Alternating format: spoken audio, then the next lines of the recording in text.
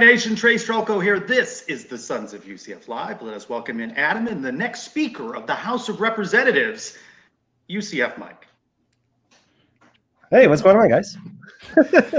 You would kill that job, by the way, Mike. Yeah, you know, you don't have to be a sitting congressman to have the position. So, Mike, you get your congressman to nominate you. We could see your mug. I'm free tomorrow if anybody needs me. I'm free. I'm not interested. Not interested? Not interested. But I'll tell you what, perhaps the best live experience with you ice skating last week at Rockefeller Plaza. That was tremendous. Yeah, that was a good time, man. I enjoyed it. I wish I was still on vacation because back to reality kind of sucks. But, was that a handheld cam, or was there a selfie stick involved there? No, that was just my phone in my hand. Tremendous work by you on vacation. Love it. All right, some breaking news late this afternoon. Coaching, but not the one we're going to talk about extensively tonight. Head coach Gus Malzahn adds assistant head coach to Tim Harris Jr.'s title. He's also still co-offensive coordinator and running backs coach. So Coach Malzahn making that announcement this Thursday afternoon. Of course, the big news, though, you guys talked about it. It was sort of breaking while you were recording your podcast. Former UCF quarterback Tyson Hinshaw. He's back home again, and he is now offensive coordinator for the Knights. Your reaction, guys? Yeah, it took me a minute to kind of warm up to the news, Trace. I think just like every fan out there, we had all had our delusions of grandeur that we'd have the next hot name out there.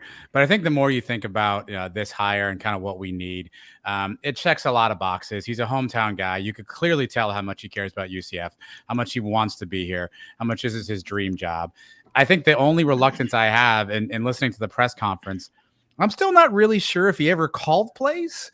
Sounds like he was there when somebody was calling plays. I don't know if that was him or not. So that's really the only thing I'm not. Are you describing sure what about. It's going to be like next season? I don't know what I'm describing. That's the thing. I don't really know what I'm describing. Even as he tried to, and Jason Beatty, kudos to Jason for asking that question. Like, hey, when exactly have you called plays? It's kind of unclear to me when that actually was, but he's clearly fired up about the opportunity. Yeah, he's somebody who's going to be loyal and true to UCF. I like that Gus is willing to go outside of the coaching tree a little bit and find somebody. Obviously, he said all the right things at the press conference, like every coach does. We're going to be multiple. We're going to run the ball. We're going to go down the field. You said all the right things. I was a little lukewarm at first, but I'm open-minded to this. I'm going to give him an opportunity because the reality is if we had hired the hot name we all wanted, I have no guarantee that would have worked out. So I'm willing to give a chance to one of our own. I will say, though, if you looked at resume to resume and you hit the names on the top, I don't think a lot of people would pick Darren's resume over some of the other candidates. But again, I'm willing to give him a chance here. I think this could work out if everything falls in place. Everybody always talks about how they want Mackenzie Milton to be a coach in the future, right? This guy is Mackenzie Milton 30 years ago. He was the best quarterback in program history until Dante came after him and then Mackenzie came after him. But he was the guy. And now here he is 30 years later. And he's dying to be here in Orlando, and he wants to be back. This is his dream job. Give him a chance. 4-year starter, Mike, 91 to 94, 9,000 passing yards exactly, 82 touchdowns. Welcome home. Of course, he was an analyst. He learned from one of the best in Mike Kruzik, a great offensive mind for UCF some years back. Let's hear from offensive coordinator Tyson Hinshaw now on his style of offense. You're going to see an offense that's going to be fast. We're going to be multiple tempo. We are going to have a hard-nosed, physical run game. And we are going to throw the football down the field. Very, very emphatic speaker. Hey, I really love that. I got a little concerned when he absolutely just emphasized the heck out of hard-nosed running attack. He hit all the things there. I mean, he hit everything but triple option. Multiple, right? Multiple. They're going to be multiple. So, multiple tempo, not just multiple play, multiple tempo, fast, slow, medium, snail. I mean, there's a lot of options available to you there. Throw the ball down the field, not screen passes. We're not doing that crap anymore. Taking shots down the field. You got to like that. I would have liked it more if he winked at Gus after he said that, Mike. That would have won me over if he gave Gus a nice wink and kept it moving. Of course, if he's going to throw it downfield, who will be throwing it downfield? Will it be John Rice Plumlee, who's going to be moonlighting with Coach Lovelady in the baseball program this year? Coach Hinshaw asked about this, and he spoke about the wide open quarterback competition. We want competition in the room. You know, you don't set the depth chart before anybody does anything. And the one thing I learned that as a player, when I played here, every year they brought in a guy to take my job, and transfers coming in, and it made me better. And the biggest thing you want in that room is competition, and it makes the room better. Makes the room better, but of course you can have a quarterback in John Rice Plumlee, not necessarily the heir apparent, the incumbent, right? It's his job to lose, or what there, and what does that room look like as spring camp will be underway in late February, early March there? Yeah, I like the concept of resetting the depth chart, right? You don't set the depth chart before you play it down. I like the concept of that. Here's what I'm really curious to find out, right? So in Darren's mind, he can absolutely reset the depth chart all he wants, right? But is he going to be allowed to make that decision? I think that's going to be the interesting part about this is he going to be allowed? How much, you know, is this a 50-50, you know, ownership? Is this a 100% Darren? Is it 60-40 Gus? I think we have to understand that part. I do believe Darren, when he says he wants to reset, he wants to establish, he wants to evaluate, but how much influence will others have in that? He has a co-offensive coordinator, apparently, right? So how much influence will some of the other decision makers have in that? How's he going to evaluate JRP if he's playing center field for the baseball team? I don't know. Does that hurt him if he's coming in with a clean slate?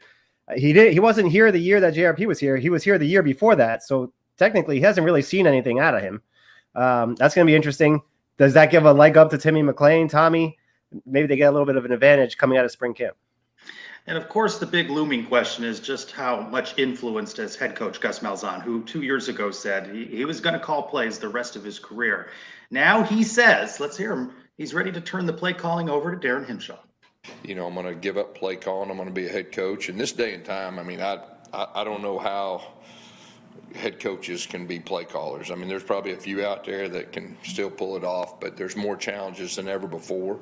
I'm really excited about the next step in my head coaching career, spending time with our players, just overseeing our program. He's going to start spending time with the players. He hadn't been doing that. No, I don't know.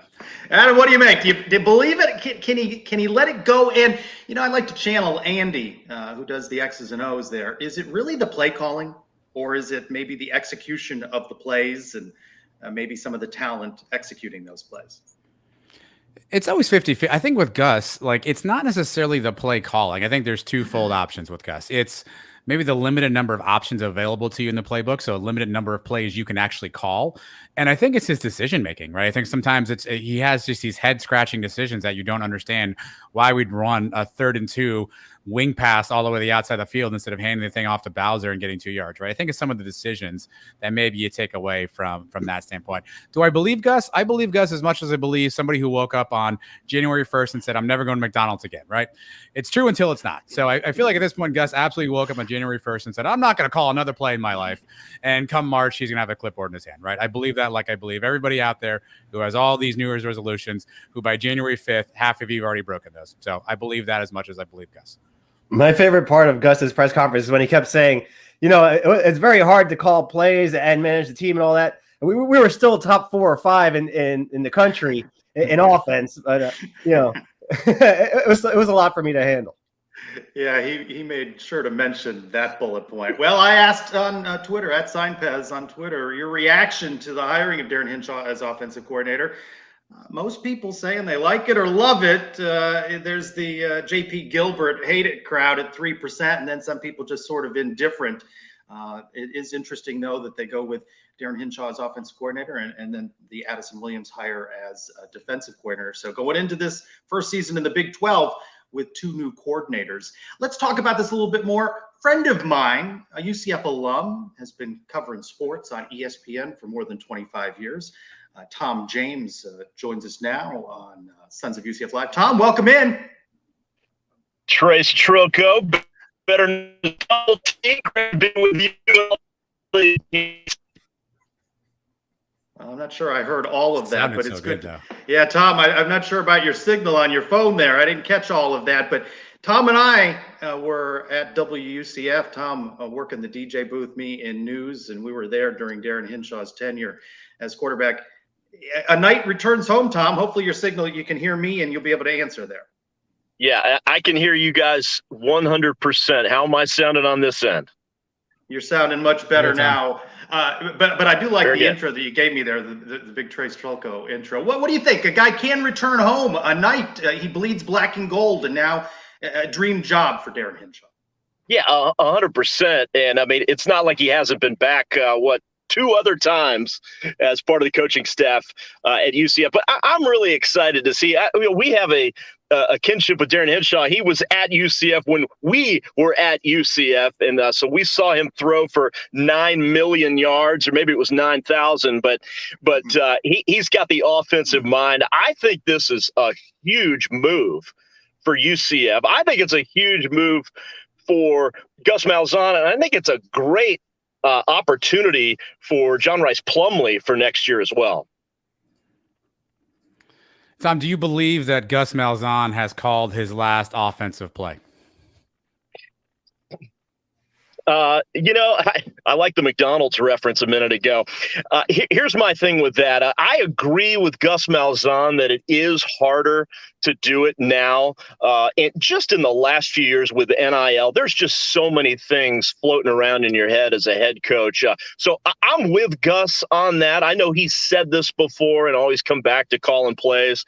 But, you got to delegate, especially now. And I think that he's going to let Darren call the plays, and he's going to kind of be the Yoda in the background whenever he needs to chime in. But, yeah, I think Darren Hinshaw is going to quickly – I'm very confident about this move, by the way. I'm pretty confident that Hinshaw is going to pretty quickly prove that Gus doesn't need to be calling plays anymore. So that's how good I feel about Darren Hinshaw. I mean, here's a guy who was involved in a good rushing offense at Kentucky. He was involved in a good passing offense at Tennessee. So he's been part of staffs that can do both things.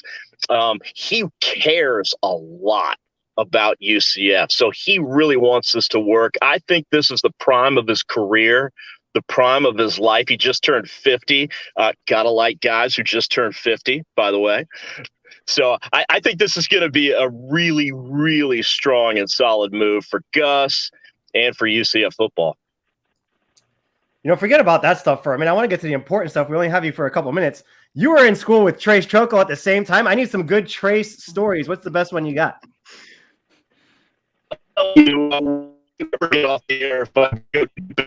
Will tell you is that Trace and I were a part of a handful of hardened criminals who helped launch the first ever student-run TV magazine show ever at UCF. So anybody who's come along since then are only following in our footsteps. Am I right, Trace? Yeah, I don't know about the criminal part, but yeah, enterprising we were back then. I want to go back to something you said earlier, that you thought this was good for John Rice Plumlee. How so? How can this move be good for him? Well, I mean, here's a kid who is going into his 3rd year as a quarterback, and I think that he has a big chance with the experience under his belt. He's got a lot of talent. To really see his numbers spike in year 3. And the offensive coordinator is a guy who once had his job at UCF. And I feel like this could be a real match made in heaven for Plumlee, to have Hinshaw come in, work with him, get him, we obviously know he's got the speed. He's got the great video game moves that he can do with his feet. He's got to air it out a little bit more. And I have a feeling that Plumlee's the kind of kid that in year 3 can become a different level quarterback. And the fact that Hinshaw is the guy to help take him there, I think it's a good match. It just feels right. All right, Tom, obviously UCF now a new offensive coordinator, new defensive coordinator, a lot of change on the field with the transfer portal and people coming in, people coming out, new recruits, whatever. In your opinion, is UCF ready to compete in year 1 of the Big 12 where we sit right now? Well, when you're in the Big 12, there isn't much defense there. It's all about offense. Had UCF, think about this. they've got to step it up numbers wise. If they were in the Big 12 this past season, I believe UCF averaged just over 31 points a game this year. That would be 8th best in the Big 12 in 2022. They don't play much defense in the Big 12, so offense has got to really find an identity and score more points. I mean, look, we're in an era now of college football. I don't care if it's the Big 12 or what conference you play in. This is an era where defenses can't really stop anybody anymore. Let's just be honest about it. I mean, you work to limit the damage and hold on for dear life in college football. Nick Saban's even said it. It's a higher scoring era of football. So if your offense is prolific, if you've got a defense that can just kind of hold its own, you will do well. Now in the Big 12, everybody's got a good offense, so they've got to be ready for that task, at the next level now. There's been some mixed reviews of Gus Malzahn over his first 2 years here. You go way back. You've seen every coach going back to Gene McDowell. How would you rank him among all UCF coaches, and you think he's the guy for the future here in the Big 12? Well, he's a guy that had success in a Power 5 league and with a Power 5 team. Listen, Auburn, tough place to coach. You're always going to be little brother in that state. UCF, a different animal. Fertile ground for recruiting for UCF. I think that this opportunity to move up into a Power 5 conference is a great opportunity for Coach Malzahn. I feel like it's too early to say whether he is going to be a massive success or not in the Big 12. But I think that, there have been the wins. They've happened. As much as we've seen in recent years with 2017 and those kinds of years that everybody thinks about and wants to be back to, we're not there right now. That is true. UCF is not there right now. But it's, I feel like that he seems to be making the choices and the decisions, a la bringing in Hinshaw, that is pushing this program in the right direction. And Tom, let's wrap up with this. Let's go back to Darren Hinshaw, a 4-year starter. We talk about the changing face of college football. Can you even imagine a guy now 4 years as a starter, and he racked up all of those records back there in the early 90s? Yeah, he did. Again, 9,000 yards. I think he's third all-time in passing yards still at UCF.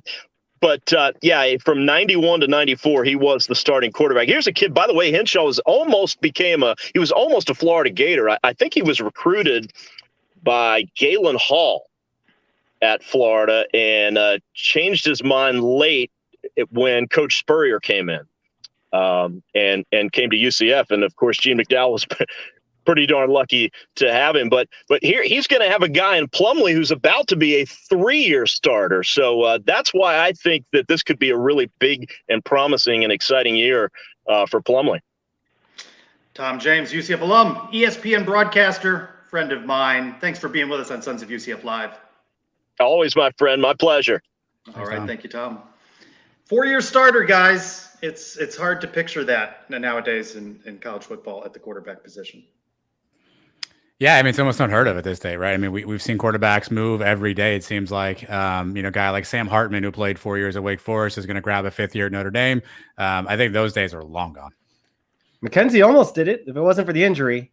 He didn't start his first day as a freshman, but he started a lot of the freshman year, and then, he would have been the starter for his 4th year if he stuck around. Well, let's continue this conversation about Darren Hinshaw with a guy who may know a thing or two about him. He's Tyson Hinshaw, former UCF wide receiver and younger brother of Darren. Tyson, welcome into Sons of UCF Live. Thanks. How are you guys doing? Doing well. I imagine these are proud moments now for the entire Hinshaw family to see Darren come home again. Oh, yeah. Couldn't be more proud of him. Been a long journey, and I've enjoyed it along the way for sure, all of his stops. But this one's a special one for sure. And being home at UCF, where kind of everything started a long time ago, it's special, and looking forward to seeing all the good things that come out of it. You mentioned several stops along the way. Why is he now the best choice for this job? Oh gosh, am I put on my agent hat, my brother hat? What am I doing here? So look, I think Darren is experienced a lot of different things in a lot of different places. So I kind of mentioned it a little bit on his press conference on throwing the ball, running the ball. And I think I learned one thing from Gene Chizik a long time ago. I still talk to him from time to time, and he had told me when he bounced around, one of the things when he went to Iowa State, if you remember, he didn't do great necessarily at Iowa State, but he got the Auburn job after that. But because he went to Iowa State and got that experience, it made him better at Auburn. And I think that would be true for Darren too, similar, right? So he's had his different experiences at different places, coached under defensive-minded coaches, probably more than offensive-minded. So I know he's thrilled about that, being under Gus and more of an offensive mindset. But I think those experiences are going to make him better than it would have 5-10 years ago, for example. So that's probably would be my answer to that. Tyson, obviously, you have a unique perspective. You know, Darren's your brother. You've got a chance to grow up around him, see him a lot, watch him play. He also coached you for a little bit of time when you were at UCF. What kind of coach is UCF getting? For a UCF player who's listening to this right now, describe what they're going to get in Coach Darren Hinshaw. They're going to get somebody that cares about them. And I know that's, you hear that from time to time where, do the players coach, if you will, or they care about the players. Some coaches care about winning. I mean, everybody cares about winning, but some coaches care about that over maybe the player. He's very much centralized on the player. And I think when you do that, and I was fortunate to have a lot of coaches like that as well. I mean, Sean Beckton was one, Kruzik was one. They really did care about you as a person. And when you believe that, I think you play harder. I think you play better. Chizik is another one that I would have run through a wall for. Those type of guys, when you're around them, and it becomes contagious and it's exciting. I think they're going to feel his passion. He's a high energy guy, and I don't think you can have enough high energy folks on your staff. And I think he's going to put a little spark in some folks' steps over there. And I'm excited about it. I think he's doing a great job. I think that's what I would say most if I was a player. You're going to get somebody that cares about you and really wants to help develop you and grow you as a football player and a human being. What's your brother like on game day? Are you able to call him in the morning and kind of mess with him a little bit or go over a little bit of the game plan, or is he strictly business, leave me alone? I always do get the first play. That's my first question. I just need the first play. But he's focused. That's probably the best way to say it. The night games are always tough because you sit around and you've got the breaks and you watch some college football. But I would say he gets balanced throughout the day and starts to get that excitement, starts to get going, and juices start to get flowing as you get closer to the game, and then he's ready to go. He's such a great game planner, if you will, during the week. I think doing that work and what he does with taking everybody's advice and listening to everybody and ultimately formulating a game plan that everyone believes in. And when you get everyone believing in it, kids are believing in it, you feel like you're going into every game and you can win when you've got great game plans. And to me, as a play caller, that yes, you call the play on Saturday, but it's really the work you put in during the week in the game plan that's listed right there, and boom, you call it and it's at the right time, etc. So he's a timed, energized person. I'd say he's excited and gets ready, gets jacked up when the time's right. But you obviously can't do that all day. You'd be worn out. So he tries to get a nap in there, I think, sometimes too in those late games. It certainly feels like he won the press conference. He talked about when he was quarterback at UCF, he always had competition, and he talked about there's going to be competition. It's good for everybody in that quarterback room. How do you handicap what this quarterback room looks like now? You have the starter from the previous season in John Rice Plumlee. It's going to be moonlighting with baseball in just a few weeks, and that adds a dynamic to things as spring camp will open for UCF football. I don't think it would be right for me to handicap it. I honestly have no idea how to. I think obviously we've got some great players there, and John Rice Plumlee's an incredible athlete. I'm excited to see what Darren can do with him. Actually, I think there's a lot of positive things he can do in his offense, and you know what?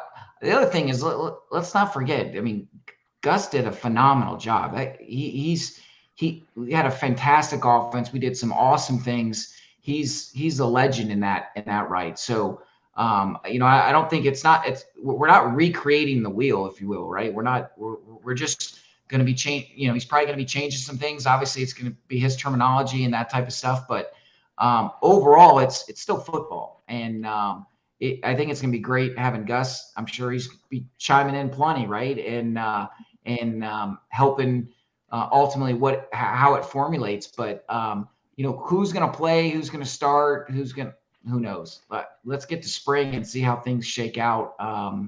And I think, from my understanding, is Plumlee will be there in spring. I'm not sure how much or how that's going to play out with baseball, but I think he will be there as much as possible. So I think we'll get a good view of him during spring practice for sure. Well, Tyson, obviously, I know you're a UCF alum. You're also a fan. I know you watch a ton of UCF football, and obviously, you know what your brother likes to do offensively. So, how do you think a Darren Hinshaw-led offense will differ from a Gus Malzahn-led offense? I think that's a good question. Only because I don't want to speak for him, but Darren likes to throw the ball vertically down the field. He likes throwing posts. He likes letting kids go out and make plays down the field. And I think that helps open up the run game. It has, I've seen it happen for him. Cincinnati was a great example. And, you know, he took some quarterbacks there that weren't, you know, unbelievable quarterbacks. They weren't highly rated, and they did some pretty awesome things there, throwing the ball down the field, running it. I think everybody wants to see the pass, but people need to realize you got to be able to run the ball. If you don't run the ball, it doesn't matter how great you are throwing it. It's not going to end well typically. You got to be able to run the ball. So I think it'll open up the run game. But again, you know, we had a great offense here. You know, I think you know, a few games we struggled, but overall, I think you're going to see some different sets. I think you'll see a little different motion. I think you'll see things more down the field, vertical passing game is what I would say. Growing up together, I'm sure you guys competed in a lot of stuff, you know, one-on-one basketball or something like that. You being the little brother, is there something you can do to kind of get under his skin maybe? Or in anything specific or no, just anything, just anything. Yeah. I would say golf more than anything. I'm 5 years younger than him. So like, yeah, when I was a senior at Lake Mary, he was a senior at UCF. And I think we probably started, competing against each other when probably late in high school. And that's when really started getting close. We were separated far enough that, you know, he did his thing, I was doing my thing. And, you know, our world started to kind of collide later in my high school time. And we compete on the golf course a lot. And typically I win there. So I can say the right things at the right time for him, and it works out. I've always been better at him in that, so it works. But if we were throwing a 10-yard out, he would kick my tail on that. But other than that, you know, not till I got into college did we really start playing basketball and throwing the ball. We did some aired out tournaments and things, which was great. It actually helped me a lot with receiving because he was throwing it to me. But He's a phenomenal athlete. Just I kick his tail in golf, and I always tell him about that. Can he still throw? You think he can still? How far do you think he can still spin it? Oh yeah. Oh yeah. I've seen him. He can still sling it around shockingly. Well, Darren, of course, played in the early 90s, you in the late 90s, and now UCF on the verge of entering the Big 12. How does that feel that the Knights are getting ready to play at this level? You know, it's surreal. It's awesome. It's not just that we're playing at that level. It's the folks we're going to be playing. I think when I was playing, we were dying to play these type of teams, and I think these kids coming in don't realize how lucky they are that they get to play against some of these top teams that, quite frankly, wouldn't play us. In their minds, they had nothing to win. It was a lose-lose for them, and if we competed and beat them, which we did from time to time, it was a devastating thing for them. And every time they played UCF, they'd get a fight.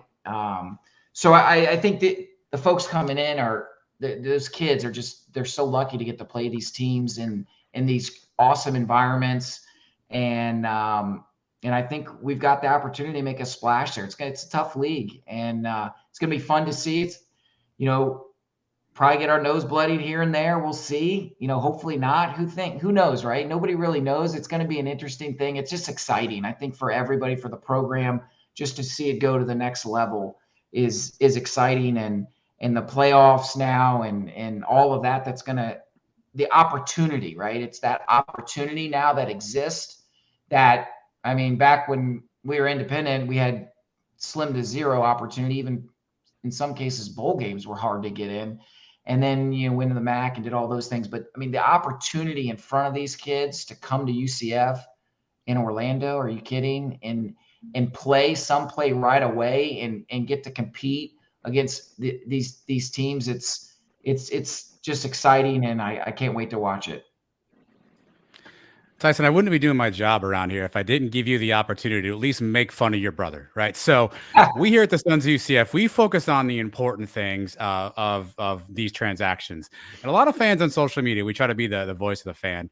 We're talking a little bit about your brother's attire for the press conference. Two specific items I'd like to get your feedback on, maybe give you an opportunity to talk to your brother about.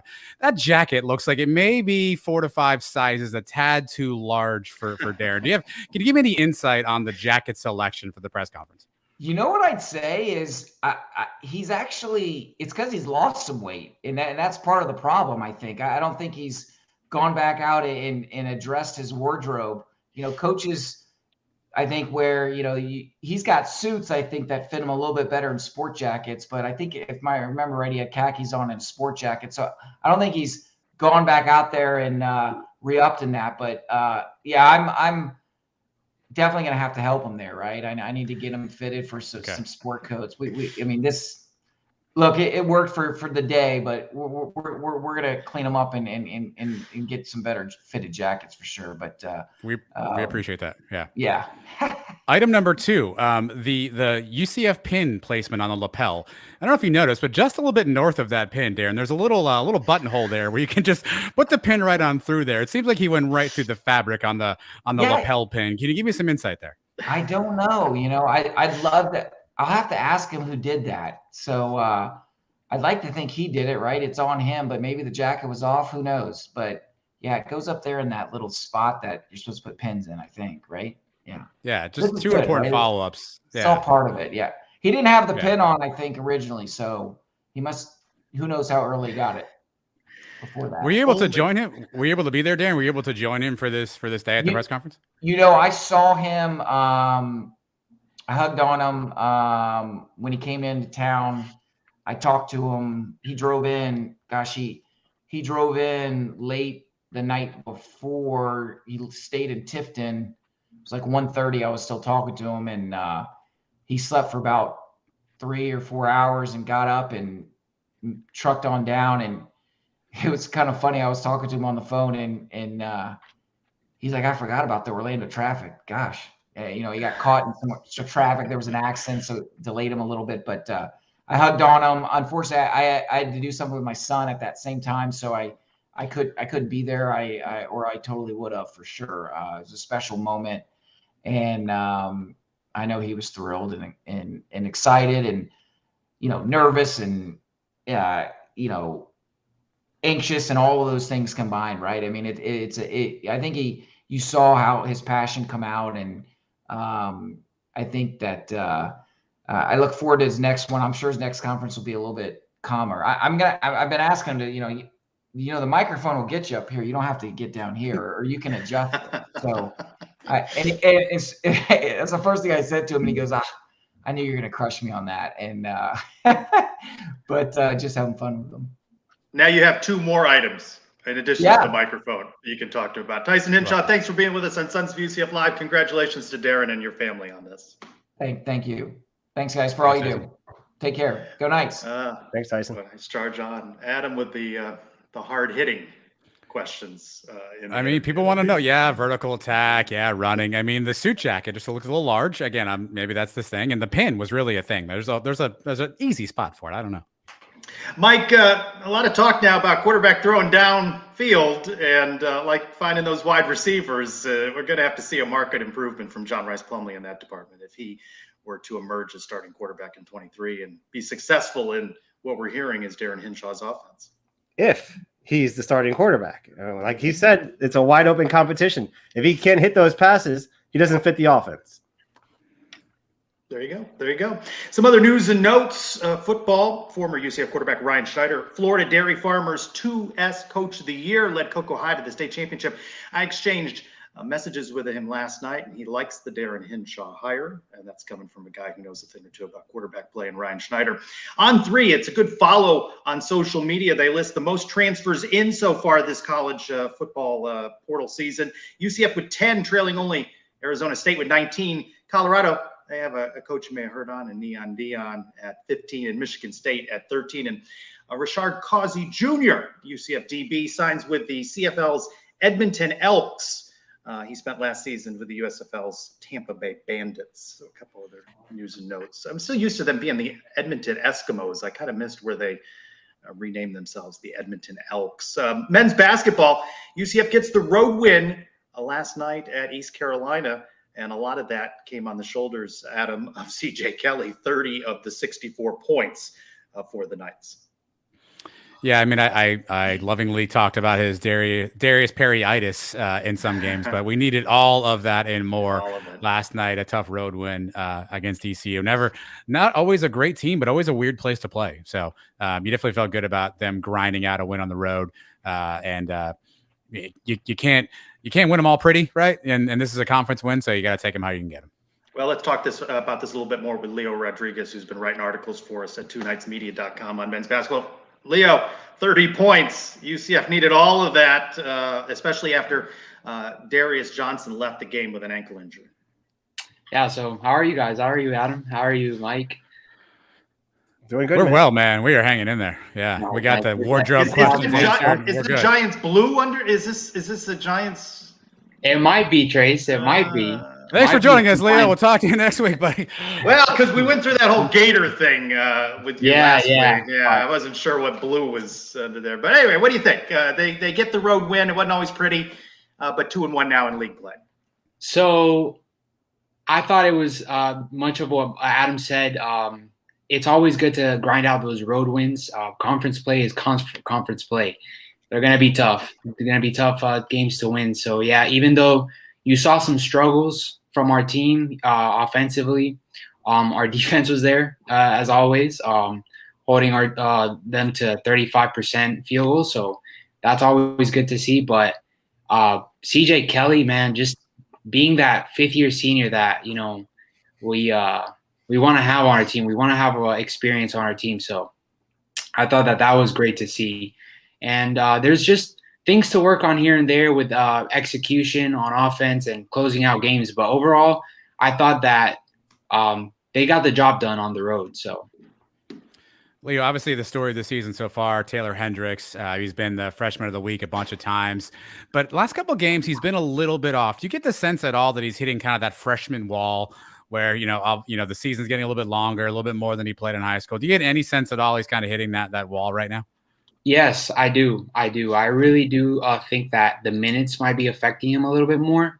And a lot of that is due to his talent. I mean, Coach Dawkins is, counting on his talent to, carry the team on both ends of the floor. Obviously, he's not the only one that's talented on the team, but, he's our highest recruited, player. So having Taylor, having that weight on him, I think also deals with the fact that he needs to, kind of get it together, maybe, get some more practice shots in on, and they'll start falling for him. They'll start falling for him in the games, but just, have a nice gym session to himself, and I think he'll get back on the road. This team was put together in the offseason with guys that haven't really played together much. What's the biggest surprise to you so far coming off to this hot start?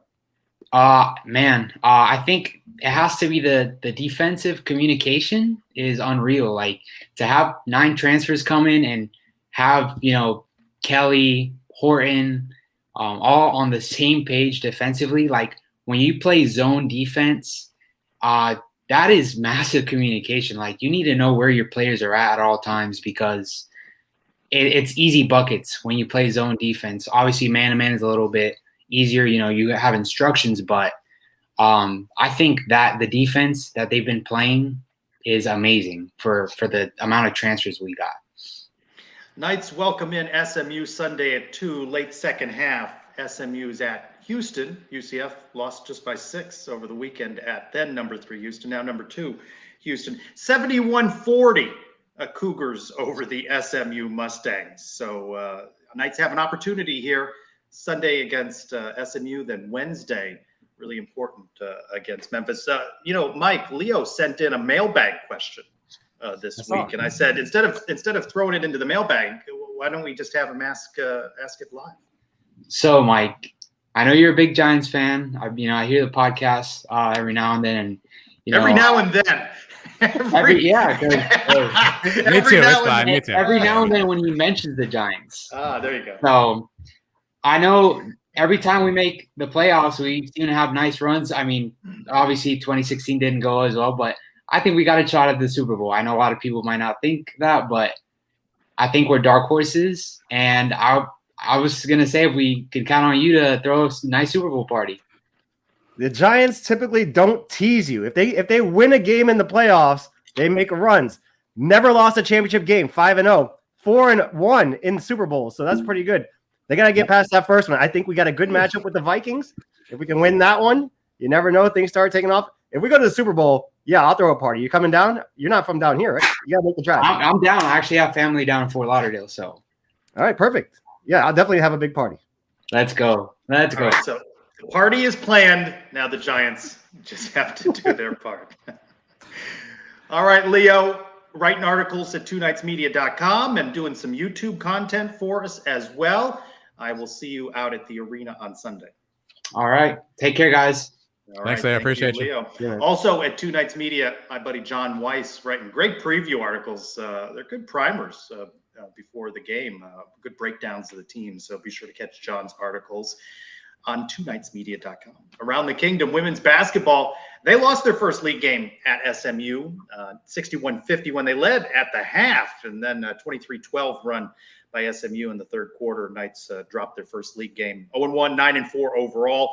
Saturday against Tulsa at 1 o'clock, and then they're at Houston on Tuesday. Women's tennis preseason rankings from the ITA, they are 23rd. And well, this welcome home theme of this show continues with baseball, welcoming back former UCF baseball pitcher Mike Maroth. He's the new pitching coach. He replaces Nick Otte, who has moved on. So this feels like a big deal, Trace. Mike Maroth has a really good reputation, particularly in the Braves minor league system, of being a really effective pitching coach. A lot of folks on social media were saying he directly has a lot to do with their recent World Series run. So this feels like a big deal for UCF to get Mike to come home. I think he would have been a name that at some point probably would have been on a major league staff. So it feels like a big deal. Maybe a HCIW situation. I don't know. Oh boy, that's sort of coded hot seat talk. Language right there. That's like all right. We to be your offensive coordinator. we stole a mailbag question there, so Leo could ask it. Mike's got the party plan. What else we got there, Adam? We got no other video mailbag questions. We can go right to our favorite time. The of the open, my favorite part of the entire show. A guy battled. It's that time again. Let's open the Brian W. Peterson Sons of UCF mailbag.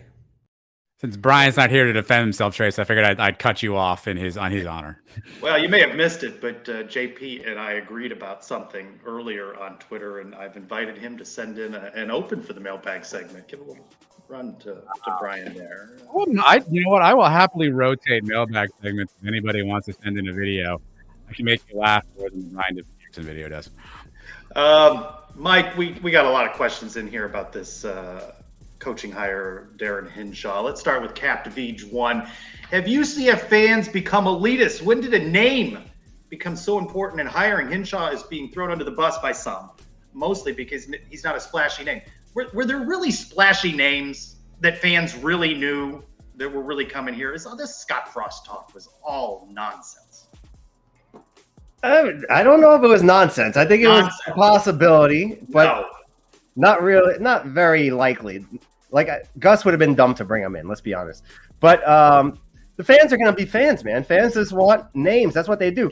Any offseason in any sport, the fans want to trade for the best players in the league, and they don't want to give up anybody. Or they want, they always want to sign the biggest free agents. They want to get the big name coaches, because that's all they really know. And like I said on Twitter the other day, most of them are morons. So I don't really go by what the fans think. That's it. At 46 after, it's when Mike insults the people watching the show. Adam, at Danny Penny C says a series of questions. Yeah. How is this the best hire? How extensive was this search? Why was he not the hire over Chip Lindsey? Yep. You want to give him the benefit of the doubt here. Do you think budget restraints limiting the options a little bit? I mean, I'll take these in any order I can. It looks like from a budget standpoint, Addison Williams got a healthy raise. Darren Hinshaw's contract is more than Chip Lindsey made. So it would appear the money might not be the issue. But again, I don't know how much, was on the table here. What's the next one? Why did he go to UAB? Why Chip Lindsey? Gus said it in his press conference. He always hires from his coaching tree. This is the first time that he went outside of his tree. I think last year, Chip Lindsey in his coaching tree, he needed somebody to hire. Chip was that guy. So I think this is his first time going outside the coaching tree. Extensive was the search. I think we all heard some names that were out there. To your earlier question, Trace, how realistic was Scott Frost? I don't think there was realism there. I do think there were conversations, but I don't think that was ever going to net itself in anything. I think there were other names that are thrown out there that people went and quickly Googled and said, hey, this guy's got all these yards. This guy's got all these stats. And that looks great on paper. And some of those would be really great hires. I'll just remind everybody, 5 years ago, we all sat around at UCF and watched as Nebraska hired Scott Frost. Everyone said, this is a can't miss hire. And here we are 5 years later debating whether or not he can be our offensive coordinator. You don't know. We never really know. And he didn't even get that job, right? You don't even really know. I think we should give Darren the benefit of the doubt. Do I have pause that I don't know how much he's called plays? I don't have a feel for the rhythm he's going to call, that he may not have the right, individuals in positions to make that all take place. Yes, I do. But I think while he may not be the best hire, he might just be the right hire. Mike, at 2 letters, 2 words, Robert, what grade would you give Gus in the hiring of Hinshaw? And does OC stand for occupies chair? As Hinshaw will maybe let Gus actually be involved in play calling. I'm skeptical of this, that he's going to be calling something Gus is already not on the same page with him about. Yeah, I can't give him a grade. The guy has been on the job 1 day. I can't give him any grades until I see the results. This is like the day after the NFL draft, and everybody's giving out grades for the teams. Oh, they had an A draft, and then the guys turn out to be a bust. I don't know. Hinshaw could be great, or he may be just a figurehead. Who the heck knows? Yet to be seen. Trey, I don't know if this is sourced or if this was just him talking, but if you hear what Tyson said, talking about the offense, he said, it may be a little different. It may be Darren's verbiage, but we're not going to do a whole bunch of different things. If it's Darren's verbiage, that would indicate to me it's a whole new system, right? A whole new offense, which would indicate that he is allowed to make some changes. I don't know if Tyson just said that word just because, or if that's actual knowledge, but if there's going to be verbiage changes, that tells me that Darren's going to get a chance to install something from his own system. Adam, Matt Rejoice Knights, grade the new coaching hires. Let's look at it a little bit differently.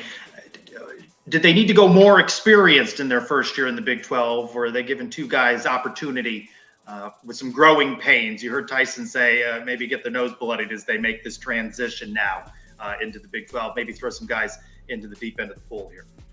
Well, first, I'll say I love the Ernie Sims linebacker hire. I think that's a really nice hire. But at the coordinator positions, I mean, it's not like these guys this is the first year they're coaching football, but there's a lot of responsibility on their shoulders. Would I have loved to have some experience, some more higher level experience? I know Addison Williams was a defensive coordinator, I think for like 22 minutes at Furman.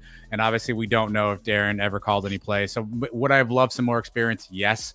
But how much head coaching experience did Frost have when he came to us? How much head coaching experience did Heupel have? Sometimes you get that opportunity, you just figure it out. I'm going to trust that there's something there and that these two guys can figure it out. Mike at Sublime Night, what's your favorite offensive philosophy? You've been watching UCF football for many years now. Is it the Kruzek version, Gus's, Frost, Heupel, Taff back in the day? I personally like the pro style offense. You know, I think that gets the guys ready for the NFL better. I think the offensive linemen are more prepared when they go to the NFL. I like a balanced attack. I like quarterbacks under center. It drives me nuts when you're in the shotgun from the 1 yard line. I've always hated that, except when you do the wild Bowser, because that seems to work every time. But to me, growing up watching football, I always like pro style offense. What's your least favorite of these offensive philosophies?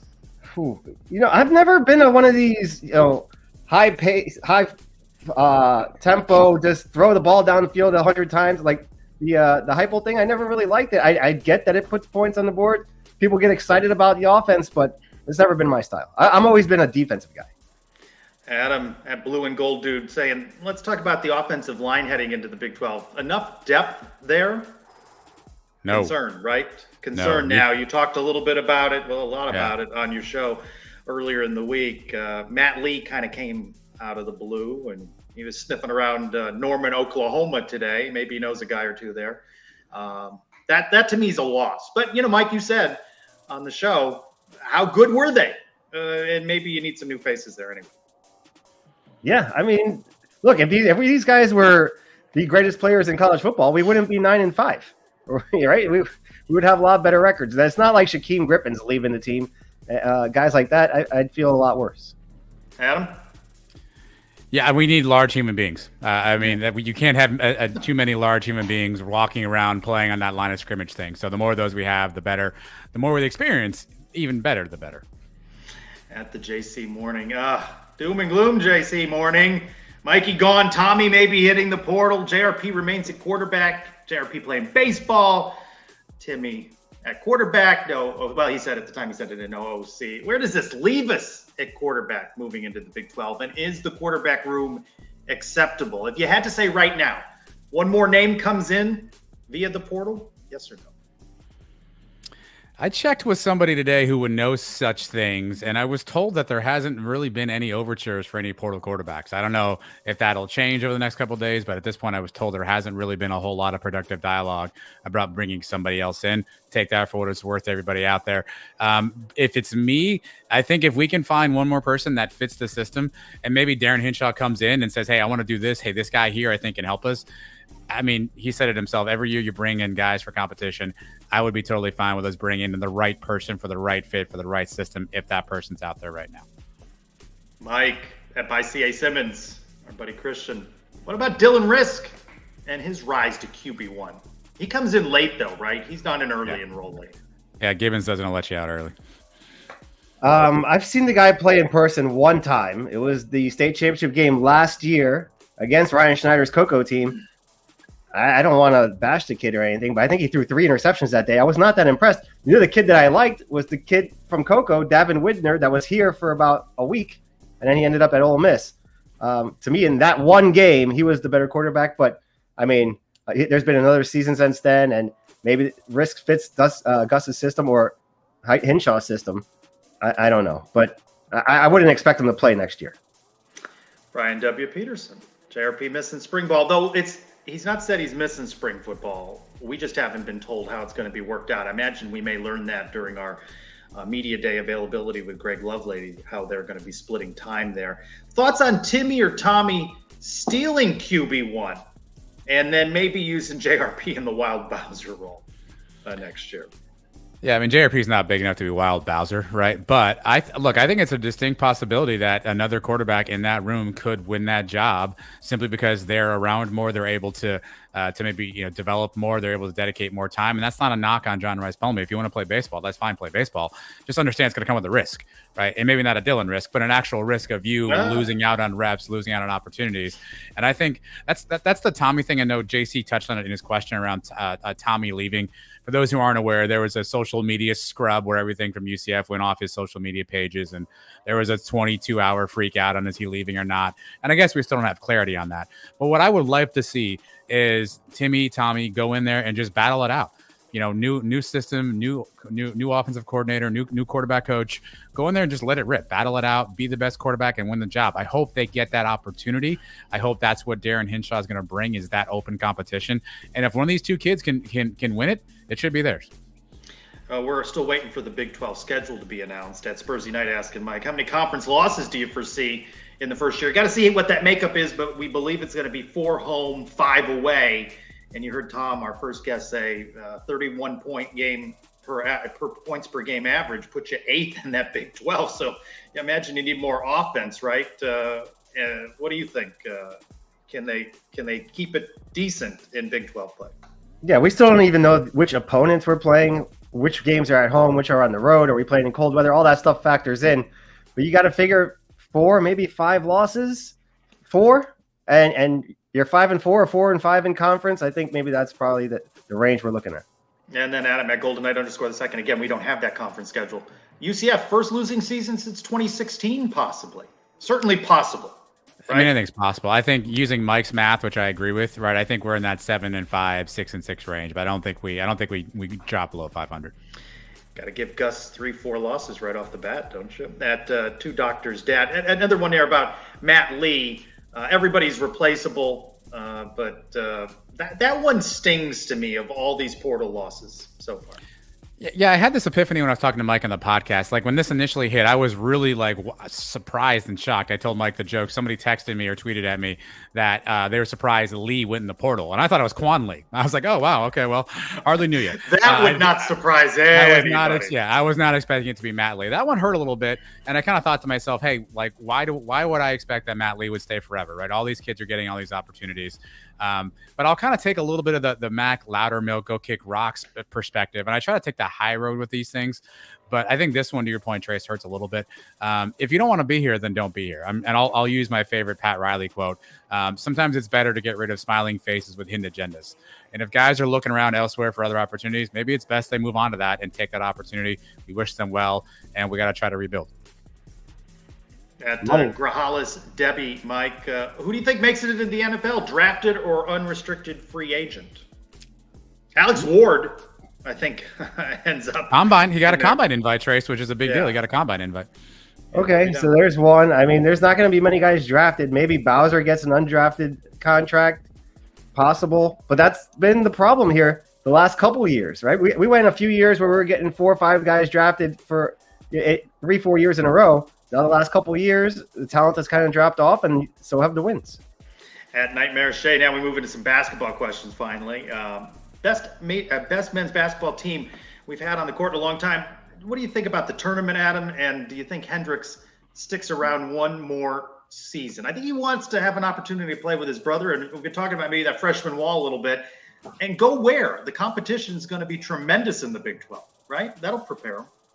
Yeah, I think you can start looking a little bit towards the tournament. I think there's a lot of road ahead. We've been 3 conference games. We have to kind of give me halfway through the schedule, and I think we'll have a better understanding.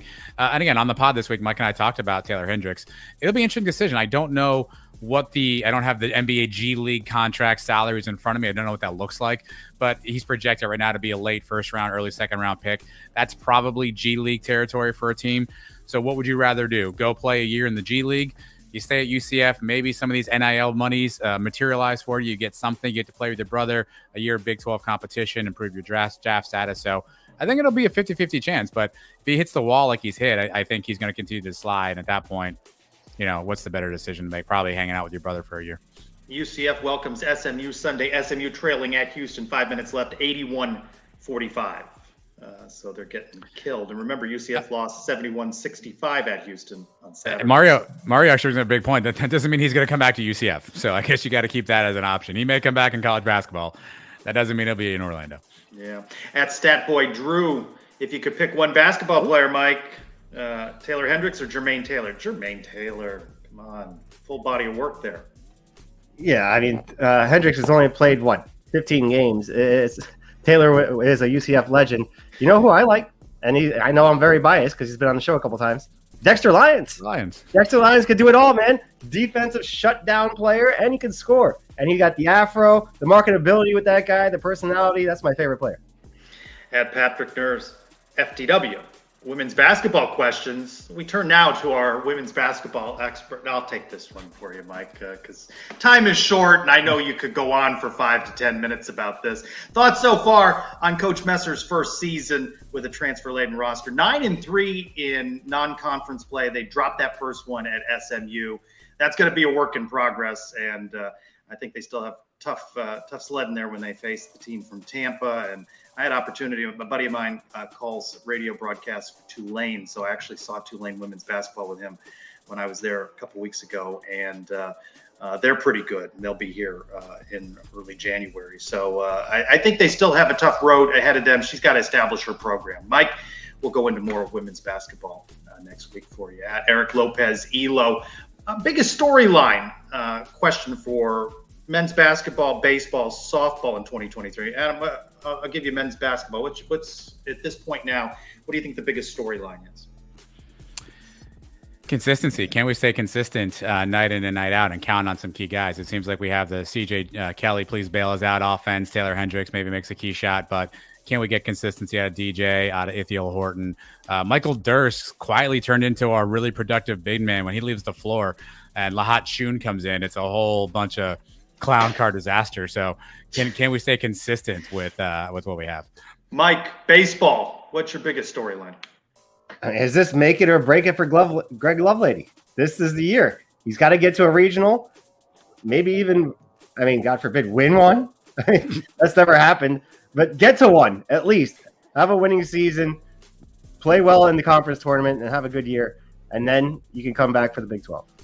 Certainly Plumlee is something to watch as well. That'll be a storyline that carries over into spring. And then softball, how do they follow up the great success they had in 2022? And they've lost their top 2 pitchers. So who steps into the circle there for UCF softball? Those are some storylines to watch. And then at Zeebel's UCF vibe check, how would you describe the current mood of the general UCF fan base? I've been thinking about this question because I think when you follow them on social media and you're in the message boards, you see this hyper-active portion of the fan base. There was a meltdown there for a while about Tyson Hinshaw, and then, he sort of won the press conference, Wednesday. So what do you think the mood is? What's your pulse of the fan base right now?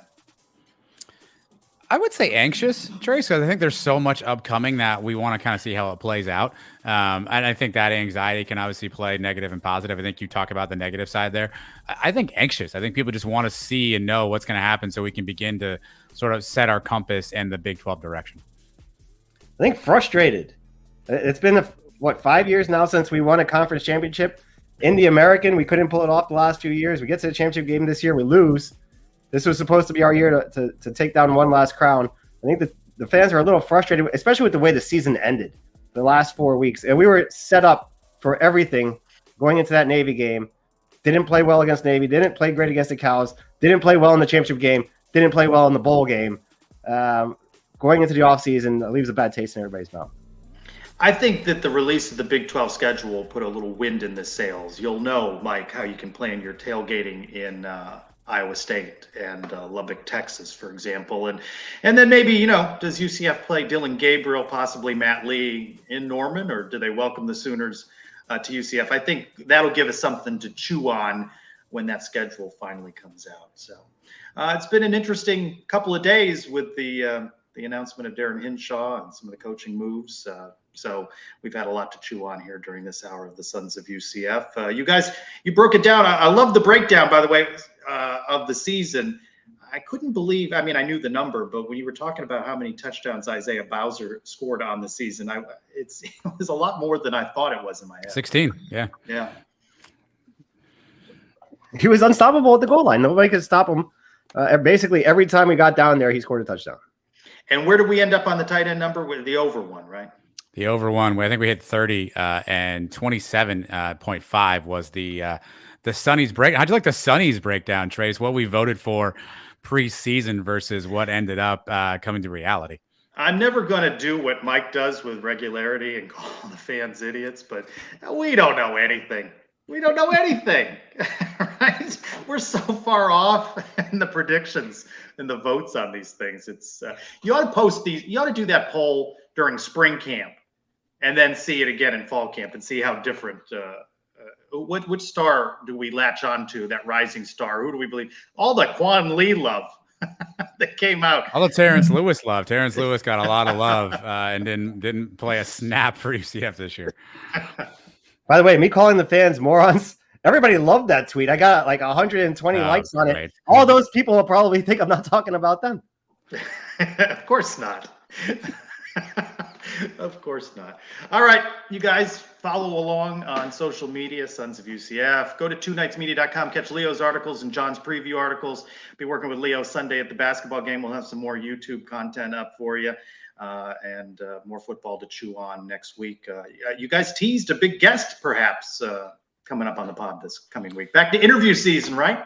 Yeah, interview season is here. Yeah, we got somebody lined up. I think it'll be interesting conversation. So check those podcast feeds Tuesday morning-ish for a surprise. Don't be an idiot. Subscribe to the Sons of UCF. All right, I want to thank Tom. A moron, Trace. It's a moron. Yeah. I want to thank Tom and Tyson and Leo for joining us. For Adam and Mike, I'm Trace Trolko. Go Knights! Jar John, says our friend. My name is Destiny Thomas, and thanks for watching the Sons of UCF.